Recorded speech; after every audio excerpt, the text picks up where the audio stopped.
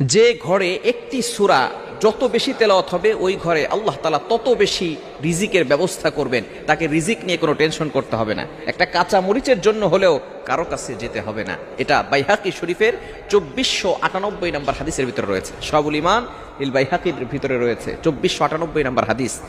নবীজি সাল্লাল্লাহু আলাইহি ওয়াসাল্লামের সাহাবী হযরত ওসমান রাদিয়াল্লাহু তাআলা আনহু যখন খেলাফত আসলেন, যখন তার শাসনামল চলল, এমন সময় আব্দুল্লাহ ইবনে মাসউদ রাদিয়াল্লাহু তাআলা আনহু তিনি অসুস্থ হয়ে পড়লেন।